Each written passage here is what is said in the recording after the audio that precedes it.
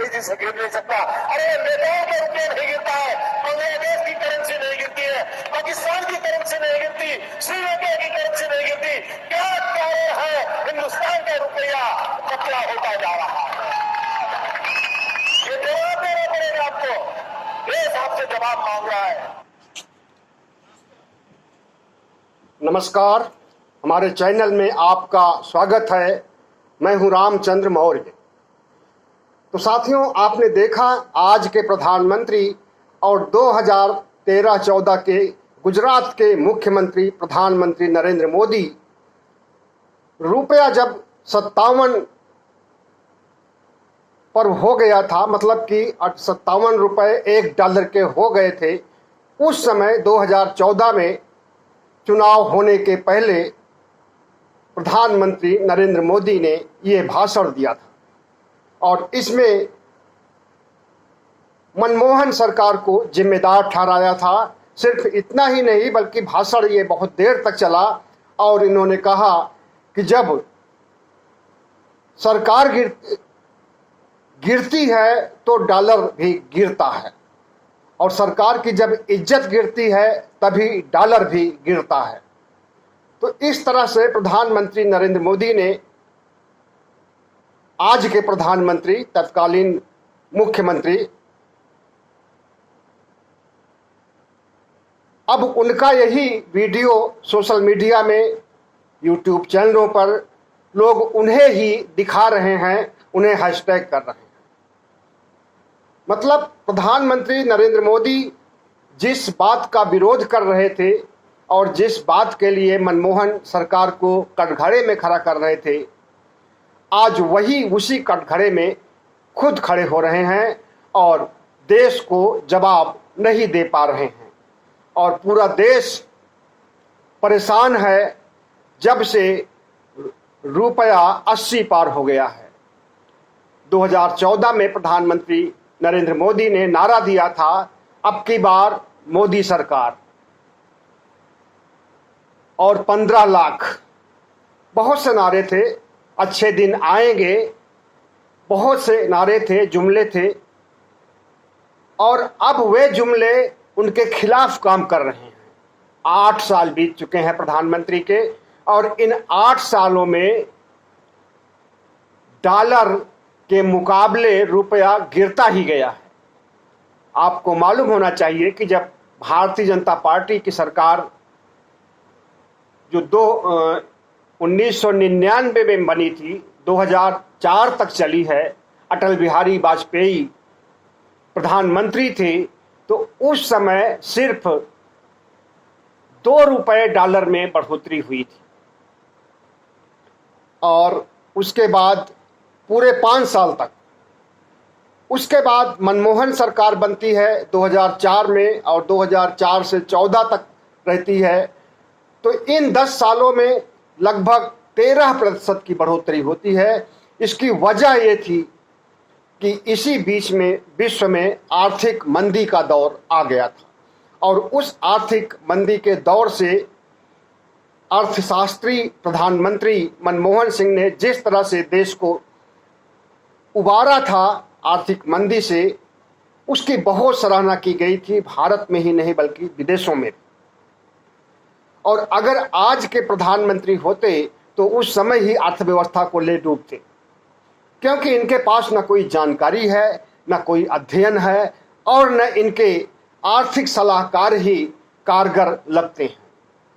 तो इस तरह से अगर देखा जाए तो 2014 से और 2022 तक 8 सालों में 22 रुपये डॉलर बढ़ा है। 2014 में 58 पर डॉलर था और आज 2022 में 80 के पार हो गया है। तो अब इसके लिए कौन जिम्मेदार है? क्योंकि डॉलर का बढ़ना और रुपए का गिरना, इससे पूरी आबादी प्रभावित होगी, महंगाई बढ़ेगी, अर्थव्यवस्था डामाडोल होगी, आर्थिक स्थिति तो पहले से ही खस्ता है, अब और हमारी आर्थिक स्थिति खस्ता हो जाएगी। जितनी भी सरकारें रही हैं, चाहे कांग्रेस की सरकार रही हो, चाहे अटल बिहारी वाजपेयी की या डॉक्टर मनमोहन सिंह की, सभी सरकारों के दौर में डॉलर की कीमत बढ़ी है। लेकिन जिस रफ्तार में नरेंद्र मोदी के आने के बाद डॉलर बढ़ा है, उससे यही साबित होता है कि न तो हमारा व्यापार बढ़ा है और आयात पहले के मुकाबले ज़्यादा हो रहा है। मतलब विदेशों से हम चीज़ें मंगवा रहे हैं ज़्यादा और विदेशों को हम अपनी चीज़ें भेज रहे हैं कम। इसी से असंतुलन पैदा हुआ है और देश में डॉलर का अभाव हुआ है। और डॉलर का जब अभाव होगा तो निश्चित रूप से डॉलर की कीमत बढ़ेगी। आज हमारी आर्थिक स्थिति ऐसी है कि देश कर्जे में डूबा हुआ है। आरबीआई से पैसे लेने के बावजूद हमारी आर्थिक स्थिति में सुधार नहीं हो रहा है। देश के तमाम संस्थानों, तमाम कंपनियों को बेचने के बावजूद भी हमारी अर्थव्यवस्था में सुधार नहीं हो रहा है। और आपको मालूम होना चाहिए कि जो विदेशों से ऋण ले रखा गया है 140 लाख करोड़ डॉलर, इसे कैसे भरपाई होगी? इसकी आर्थिक व्यवस्था ऐसे ही तबाह है और दिनों दिन डॉलर आसमान छू रहा है और रुपया पाताल में जा रहा है। ऐसे में देश आज एक ऐसे संकट के दौर से गुजर रहा है जहां पर कि न सिर्फ आर्थिक संकट मुंह बा करके खड़ा है, बल्कि सांप्रदायिक और भारतीय जनता पार्टी का उन्मादी संकट भी, हिंदू राष्ट्र बनाने वाला संकट भी गहराया हुआ है। जिस तरह से सांप्रदायिक ध्रुवीकरण की राजनीति हो रही है, अर्थव्यवस्था को सुधारने का प्रयास नहीं हो रहा है, आयात को बढ़ाने, निर्यात को घटाने के लिए कारगर उपाय नहीं किए जा रहे हैं, ऐसे में अर्थव्यवस्था डावाडोल होना स्वाभाविक है। इतना कुछ हो गया, लेकिन गोदी मीडिया, व्हाट्सएप यूनिवर्सिटी और सरकार के तमाम करिंदे जो हैं अंधभक्त, इनका ये कहना है कि डॉलर के मुकाबले रुपया मजबूत हुआ है, एप्रिशिएट हुआ है। आपको बता दें कि अंधभक्ति करने वाले सभी, चाहे गोदी मीडिया हो, चाहे मोदी के मंत्री हो, बीजेपी के कार्यकर्ता हो, सोशल मीडिया में इनका जो सेल काम कर रहा, आईटी सेल हो, इनकी जो व्हाट्सएप यूनिवर्सिटी है, सब अफवाहबाज हैं और गलत सूचनाएं लोगों तक पहुंचाते हैं। अब दुनिया को यह दिखाई दे रहा है कि भारत की अर्थव्यवस्था तबाह हो रही है, रुपए की कीमत पाताल छू रही है, डॉलर की कीमत आसमान छू रही है, और ये है कि कह रहे हैं कि हमारी अर्थव्यवस्था पर कोई फर्क नहीं पड़ रहा। हमारी अर्थव्यवस्था विदेश या दुनिया के दूसरे देशों की के मुकाबले बेहतर है। और जो डॉलर की कीमत है, डॉलर की कीमत वो चाहे येन हो, पाउंड हो, रूबल हो, उसकी भी कीमत घटी है डॉलर के मुकाबले। मतलब ये कहना चाहते हैं कि विश्व बाजार में सिर्फ भारत ही नहीं, बल्कि दुनिया के देशों में, दुनिया की मार्केट में, आर्थिक जगत में हर जगह ये गिरावट आई है। और भारत में भी अगर गिरावट आई है तो ये कोई चिंता का विषय नहीं है। लेकिन चिंता का विषय उनके लिए भले न हो, उनकी तो झोली भरी हुई है, सत्ता में बैठे हुए हैं, भ्रष्टाचार कर रहे हैं, खूब कमा रहे हैं, खूब खा रहे हैं, चाहे पेट्रोल के दाम बढ़ जाएं, चाहे डॉलर के दाम बढ़ जाएं, कोई फर्क नहीं पड़ने वाला। महंगाई बढ़ जाए, उनके लिए कोई फर्क नहीं पड़ने वाला। लेकिन फर्क पड़ने वाला है तो वो पड़ने वाला है मध्यम वर्ग पर, निम्न वर्ग पर, और गरीबी रेखा के नीचे जो जीवन बसर कर रहे हैं उनके ऊपर फर्क पड़ने वाला है। अब ये कहा जा रहा है कि इधर डॉलर के भाव कुछ बढ़े हैं तो उधर तेल का भाव सस्ता हो रहा है। तेल का भाव सस्ता हो रहा है तो तेल की कीमत कम कीजिए। आज जो 100 रुपए के पार पेट्रोल है उसकी कीमत कम कीजिए फिर, लेकिन नहीं करेंगे। तो इस तरह से भारतीय जनता पार्टी, उसका आईटी सेल और उसके जितने भी अंधभक्त हैं, उसका गोदी मीडिया है, उसका व्हाट्सएप यूनिवर्सिटी है, ये जिस तरह से मोदी सरकार का बचाव कर रहे हैं, ऐसे में बचाव तो नहीं होगा बल्कि देश और अर्थव्यवस्था के दलदल में डूबता ही जाएगा। आपको मालूम होना चाहिए कि पूरी दुनिया में इस समय आर्थिक मंदी की चर्चा चल रही है कि आर्थिक मंदी कभी भी आ सकती है, और वो आर्थिक मंदी समय समय पर आती रहती है। और आर्थिक मंदी जब आती है तो वो डुबो देती है, देश को डुबो देती है, अर्थव्यवस्था को डुबो देती है, देश कंगाल हो जाते हैं। ऐसे में अगर वो आर्थिक मंदी जो कि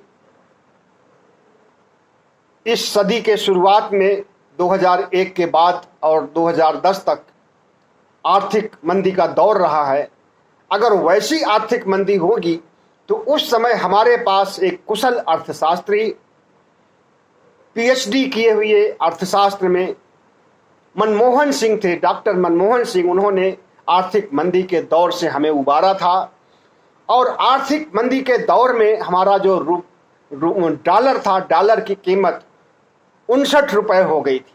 मतलब $1 बराबर 59 रुपए। तो 59 से घटा करके उन्होंने उसको और कम किया। लेकिन भारत सरकार में आजकल जो विशेषज्ञ बैठे हुए हैं, वे किसी भी सूरत में उनके पास न इतना अक्ल है, न इतना अनुभव है, न इतना तजुर्बा है कि वे बढ़ी हुई डॉलर की कीमत को घटा सके। इसीलिए कहा जाता है कि ऐसे व्यक्ति को सत्ता सौंपिए जिसमें अनुभव है, जिसमें अर्थशास्त्र की पैठ है, लोगों की समस्याओं को, हर धर्मों को के प्रति उसके मन में श्रद्धा भाव है। लेकिन एक दुर्भाग्य ही कहा जाएगा कि आरएसएस के एक ऐसे स्वयंसेवक को प्रधानमंत्री बनाया गया जिसने कि सब्जबाग बहुत से दिखाए, अच्छे दिन आएंगे, नहीं आए, मेट्रो नहीं, बुलेट ट्रेन लाएंगे, नहीं आई, स्मार्ट सिटी बनाएंगे, नहीं आई, विकास कार्य कुछ भी नहीं हुआ, विनाश कार्य बहुत ज्यादा हुआ। और उसी विनाश का परिणाम है, आर्थिक व्यवस्था चौपट होने का परिणाम है, महंगाई आसमान छूने का परिणाम है, डॉलर की कीमतों में वृद्धि और रुपए की कीमतों में गिरावट। ऐसे में भारत सरकार यह भी तर्क दे रही है कि कोरोना के कारण ऐसा हुआ है, कोरोना में अर्थव्यवस्था अवरुद्ध हो गई थी, बहुत सी कंपनियां, बहुत से उद्योग बंद हो गए थे, लॉकडाउन हो गया था, इसकी वजह से ऐसी स्थिति हुई है। लेकिन यह तर्क कुछ समझ में नहीं आता। कोरोना अभी 2 साल से रहा है और डॉलर में वृद्धि आज पहली बार नहीं, 2014 के बाद से ही, या यूं कहें कि कोरोना के पहले ही डॉलर में अभूतपूर्व वृद्धि हो चुकी थी। और जिस रफ्तार में कोरोना के पहले डॉलर में वृद्धि हुई थी, उसी रफ्तार में आज भी हो रही है। तो कोरोना का असर उस पर कहां से आ गया? और दूसरे भारत सरकार में बैठे लोग, इनके प्रवक्ता टीवी चैनलों पर, गोदी मीडिया के, कह रहे हैं कि इसकी वजह यूक्रेन रूस का युद्ध है। मतलब कि अपनी नाकामयाबी, अपनी महंगाई की, इनकी वजह से आई महंगाई, इनकी वजह से अर्थव्यवस्था का के चौपट होने की बात नहीं स्वीकार कर रहे हैं, बल्कि इसके ऐसे कारण गिना रहे हैं जिसमें कोई दम नहीं है। कोरोना का इसमें थोड़ा बहुत योगदान हो सकता है, पॉइंट में वो भी हो सकता है, लेकिन आप पूरा कोरोना पर डाल दें, पूरा यूक्रेन रूस युद्ध पर डाल दें, तो ये सरासर गलत है। जहां तक बात रूस की है, तो रूस में तो डॉलर की कीमत नहीं घटी है, यूक्रेन में भी डॉलर की कीमत नहीं घटी है, बढ़ी भी नहीं है और घटी भी नहीं है। जिन देशों में युद्ध हुआ, जिन दोनों के बीच में युद्ध हुआ, उनके ऊपर डॉलर का कोई प्रभाव नहीं पड़ा, और जो युद्ध से हजारों मील, हजारों कोस दूर हैं, उनके ऊपर प्रभाव पड़ गया। ऐसे तर्क देते हैं, तर्क नहीं, इसको कुतर्क कहेंगे। और मोदी सरकार में का समर्थन करने वाले आईटी सेल के लोग मीडिया में बैठे हुए हैं इस तरह के कुतर्क को गढ़ने के लिए, बनाने के लिए। तो आज जो डॉलर की कीमत है, अगर इसी पर भी रहेगी, वैसे हर रोज बढ़ रही है, आजकल तो कुछ ही पैसे बढ़ रही हो, लेकिन हर रोज बढ़ रही है। अगर इतने पर भी रहता है, तब भी तेल के दाम और बढ़ेंगे, पेट्रोल डीजल के दाम बढ़ेंगे, और इतना ही नहीं, बल्कि जो अभी महंगाई चल रही है उसमें हर एक में वृद्धि होगी। सरसों का तेल हुआ, सब्जियां हुई, प्रोडक्ट हुए, और जो कि दैनिक इस्तेमाल के होते हैं, हर चीज में वृद्धि होनी है। जिस तरह से पेट्रोल महंगा होने पर महंगाई बढ़ती है, उसी तरह से डॉलर के बढ़ने पर भी महंगाई बढ़ेगी। और महंगाई से दो चार कौन होगा? जनता होगी। कौन जनता होगी? योगी मोदी के सरकार में जो मिनिस्टर हैं, जो इनके अंधभक्त हैं, जो इनका गोदी मीडिया है, इनके ऊपर कोई फर्क नहीं पड़ेगा। इनके जो ब्यूरोक्रेट हैं, बाबू हैं, उनके ऊपर भी नहीं प्रभाव पड़ेगा। प्रभाव पड़ेगा मध्यम वर्ग के ऊपर, निम्न वर्ग के ऊपर, गरीबों के ऊपर, गरीबी रेखा के नीचे रहने वालों के ऊपर, जिसमें हर एक खाद्य पदार्थ हो, कपड़े हो, कोई भी जरूरी सामान हो, हर चीज महंगे होंगे। आज की अपेक्षा दिनों दिन इनकी महंगाई बढ़ती ही जाएगी।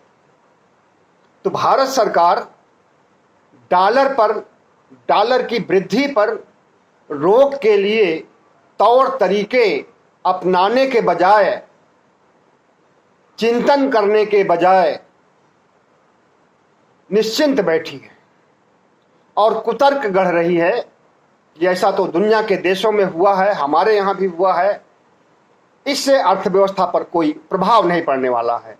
लेकिन आपको बता दें कि अभी महंगाई की दर 7% है, बेरोजगारी की दर भी 7% है, और जब 7% में दिवाला निकल रहा है देश का, दिवाला निकल रहा है बेरोजगारों का, तो ये जब 8, 9 या 10% हो जाएगा, तब क्या स्थिति होगी? भारत सरकार का यह भी कहना है कि अंतर्राष्ट्रीय कारण जो भी हैं, चाहे वो युद्ध हो, चाहे वो कूटनीतिक संबंधों में गिरावट हो, या कूटनीतिक संबंधों को आयाम न दे पाने की बात हो, हर मुकाबले में भारत सरकार फिसड्डी साबित हो रही है। आपको मालूम होना चाहिए कि अभी जब थोड़े समय पहले विश्व की अर्थव्यवस्था पर एक सूची जारी हुई है, तो 173 देशों की सूची जारी हुई है कि किस देश की अर्थव्यवस्था किस नंबर पर है। तो 173 में भारत 164 नंबर पर है, और पहले मनमोहन सरकार के दौर में भारत की अर्थव्यवस्था तीसरे नंबर पर थी, विश्व में तीसरे नंबर पर। चीन भी पीछे था अर्थव्यवस्था के मामले में भारत से। कहां 3 और कहां 164, कितने पायदान नीचे गिरे। और ऐसा क्यों हुआ है? ऐसा सरकार की गलत नीतियों के कारण हुआ है, सरकार के अनुभव न होने की वजह से ऐसा हुआ है, अर्थव्यवस्था के प्रति लापरवाही की वजह से ऐसा हुआ है। मोदी सरकार 2014 में आने के पहले जो सब्जबाग दिखाई थी उसे तो पूरा नहीं कर सकी, लेकिन अगर भारतीय अर्थव्यवस्था को विकास की ओर ले जाने के बजाय 5 ट्रिलियन का लक्ष्य रखा गया था कि अर्थव्यवस्था 2022-23 तक 5 ट्रिलियन हो जाएगी। 2022 भी आ गया, 23 भी आने वाला है। अर्थव्यवस्था आगे बढ़ने के बजाय उसी पर रुकी, क्या उससे भी पीछे आ गई और एकदम रसातल में चली गई। और डॉलर की कीमत आप देख ही रहे हैं, पेट्रोल की कीमत आप देख ही रहे हैं, डीजल की कीमत आप देख ही रहे हैं, महंगाई आप देख ही रहे हैं। तो ऐसे में जो भी आंकड़े आएंगे सब चौंकाने वाले ही होंगे, चाहे वो अर्थव्यवस्था के मामले में हो कि भारत की अर्थव्यवस्था किस नंबर पर है, चाहे वो महंगाई के आंकड़े हो, चाहे वो बेरोजगारी के आंकड़े हो, चाहे वो खुशहाली के आंकड़े हो। खुशहाली का भी आंकड़ा जारी किया जाता है जिसमें भारत बहुत पीछे है, पहले आगे था अब पीछे है। लेकिन भारत में जहां पर कि खाने के लिए मोहताज हैं लोग, इस देश में संसाधन कितना है, जलवायु अच्छी है, प्राकृतिक संसाधन है, लेकिन उनका सही इस्तेमाल नहीं हो रहा है। कृषि प्रधान देश कहा जाता है भारत को। भारत को तो ऐसा जलवायु है, ऐसी हमारे सामने अनुकूल स्थितियां हैं कि हम अन्न को उत्पादन करके, फल का उत्पादन करके, ड्राई फ्रूट का उत्पादन करके विश्व को देशों को भेज करके अपनी अर्थव्यवस्था को सही कर सकते हैं। लेकिन नहीं, जो पैदा करने वाले हैं उनके ऊपर भी संकट डाला गया। किसान खुद संकट में है और सरकार से त्रस्त है। किसान की जमीन छीन करके कारपोरेट को दिया जा रहा है। और अब देखिए